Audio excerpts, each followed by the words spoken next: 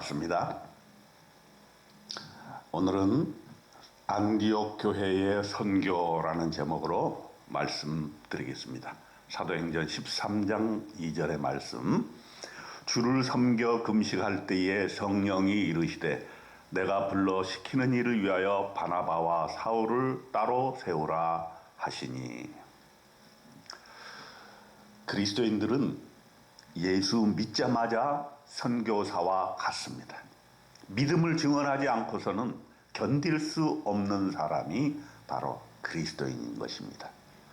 그렇기 때문에 우리가 신앙생활 하면서 나는 선교사라 하는 마음과 자세, 이것이 우리에게 필요합니다. 오늘 본문을 통해서 안디옥 교회의 선교를 통해 선교는 어떻게 하는 것인가 우리가 배워보도록 하겠습니다.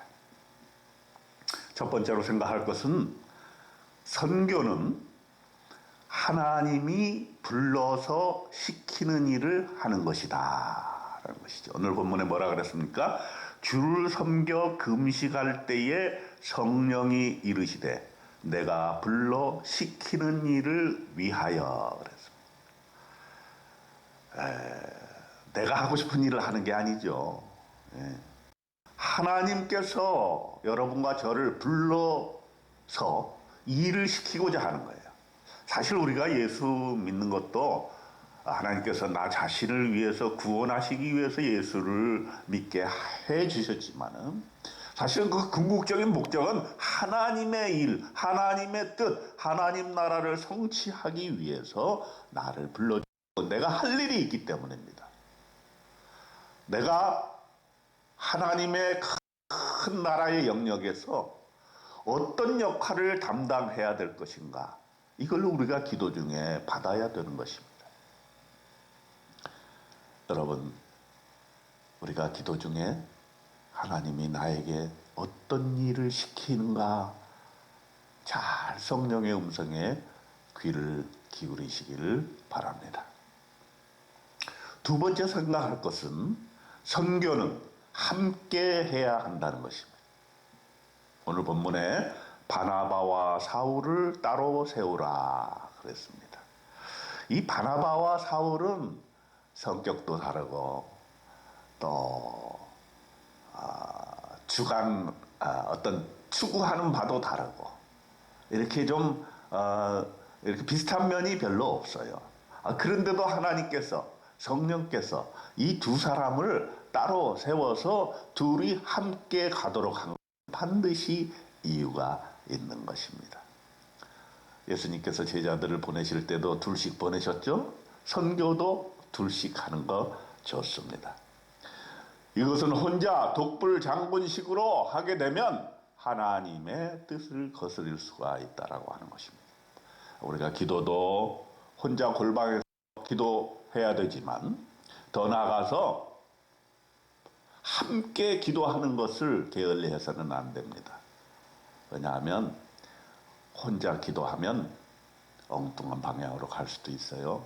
함께 기도하고 나누고 은혜를 나누고 함께 교제하고 이렇게 해야만 신앙이 건전하게 성장할 수 있는 것입니다.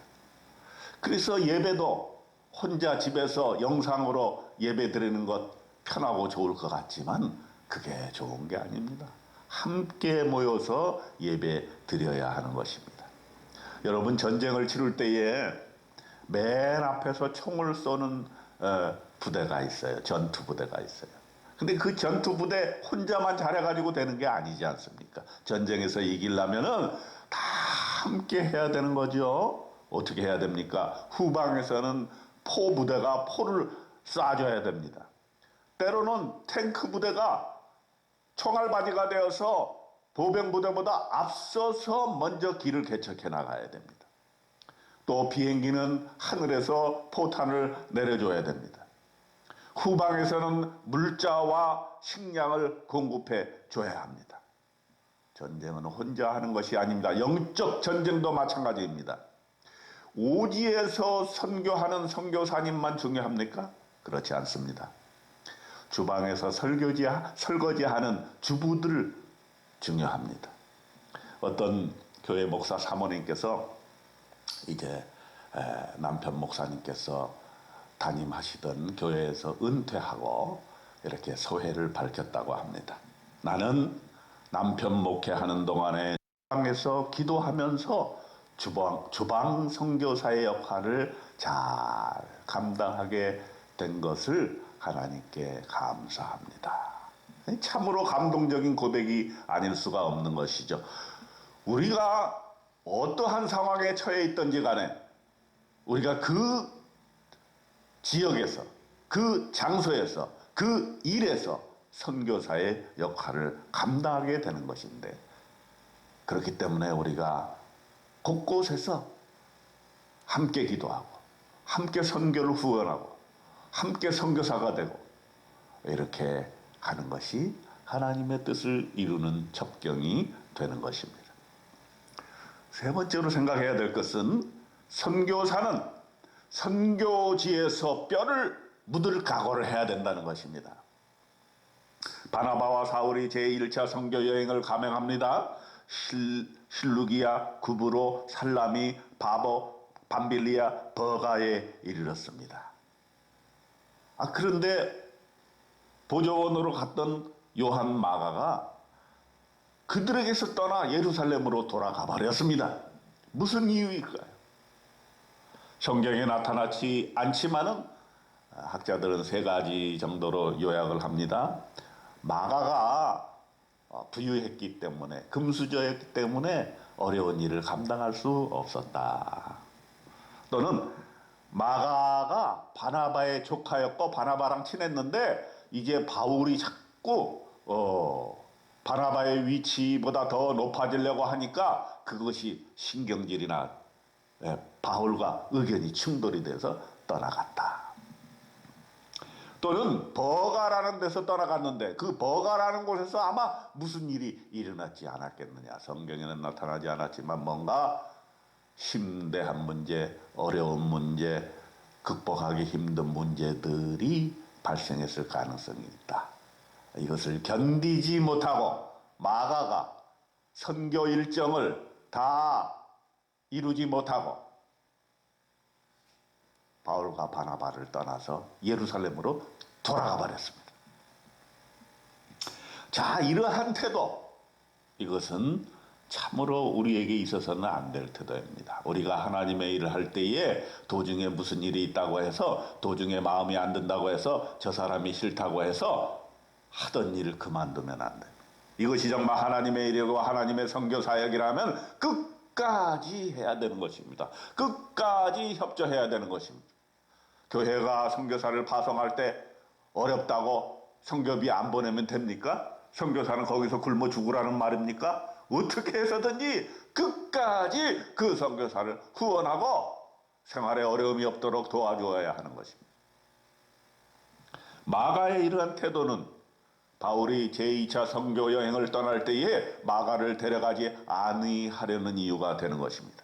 바나바는 마가라 하는 요한도 데리고 가고자 하나 바울은 밤빌리아에서 자기를 따라 함께 일하지 않은 자를 데리고 가는 것이 옳지 않다 하여 서로 심히 다투어 피차 갈라서니, 이렇게 사도행전 15장 37절로 39절에 말씀하고 있는 것입니다. 선교의 열매도 그렇습니다. 1차, 2차, 3차 선교 여행을 비교해보면 1차 때 마가가 도망갔을 때 가장 열매가 없었다는 것을 우리는 보게 됩니다. 선교사의 헌신과 하고 뼈를 묻겠다는 결심 없이는 결코 하나님의 뜻을 실현할 수 없는 것입니다. 저와 여러분은 이런 뼈 묻을 각오를 해야 하는 것입니다. 선교 없이 어떻게 복음이 전파될 수 있겠습니까? 주의 말씀이 그 지방에 두루 퍼지니라. 사도행전 13장 49절. 안디옥 교회가 선교했던 것처럼 주님의 지상명령을 잘 수행해서 선교 사업을, 하나님의 선교 사업을 잘 이루어가는 저와 여러분이 되시기를 주님의 이름으로 축원드립니다.